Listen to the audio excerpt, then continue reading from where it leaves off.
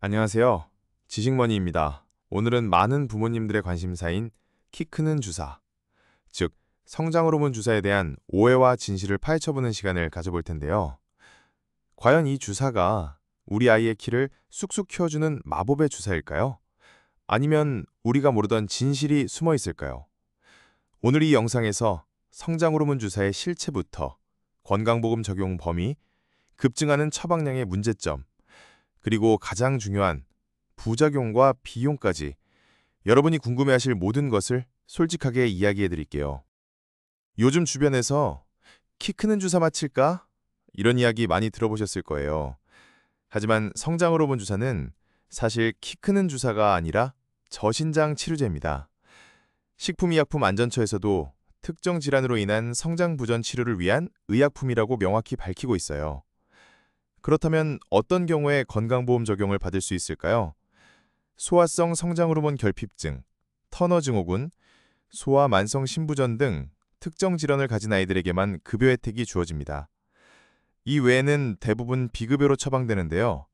식약처가 허가하는 비급여 범위에는 특발성 저신장증이 포함됩니다.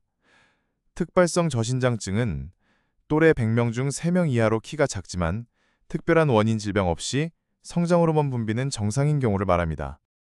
그런데 말이죠. 성장호르몬 주사 처방량이 최근 몇 년 새 폭발적으로 늘어났다는 사실 알고 계셨나요? 2018년 5만 5천여 건에서 2023년에는 무려 24만 7천여 건으로 5년 만에 4배 이상 증가했어요. 시장 규모도 3배 넘게 성장했고요. 이 중에서 무려 97%가 비급여 처방이었다고 합니다.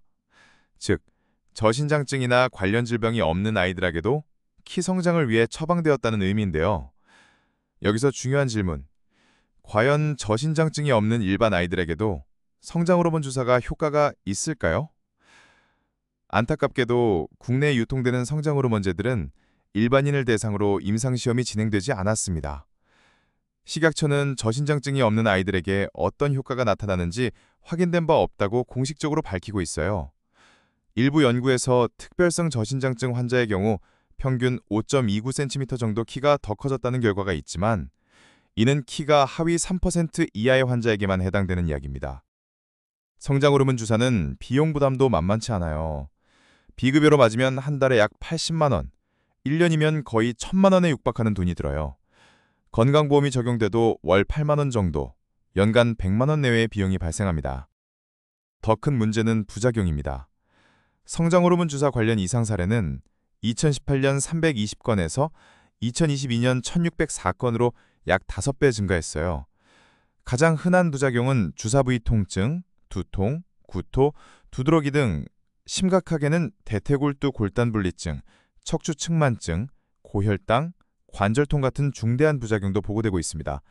심지어 정상인에게 장기간 과량 투여할 경우 거인증이나 말단비대증 같은 부작용이 발생할 위험도 있습니다. 정말 무시할 수 없는 부분이죠. 그렇다면 우리 아이의 키 성장이 걱정될 때 어떻게 해야 할까요? 무턱대고 성장호르몬 주사를 고민하기보다는 먼저 소아청소년과 전문의와 상담하는 것이 중요합니다. 성장호르몬 결핍증은 골 연령 측정과 성장호르몬 자극 검사를 통해 정확히 진단할 수 있고요. 성장판 검사를 통해 아이의 뼈 나이와 성장판 상태, 그리고 최종 예상 키도 예측할 수 있습니다. 전문가들은 성장호르몬 치료는 정확한 진단과 추적이 필수라고 강조합니다. 무조건적인 사용은 기대 이상의 결과와 부작용을 불러올 수 있다는 거죠.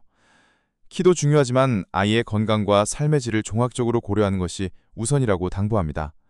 치료를 결정하기 전에는 뼈 나이 검사, 성장호르몬 관련 혈액 검사 등 정밀 진단이 반드시 필요하고요. 이런 검사에도 꽤나 많은 비용이 듭니다.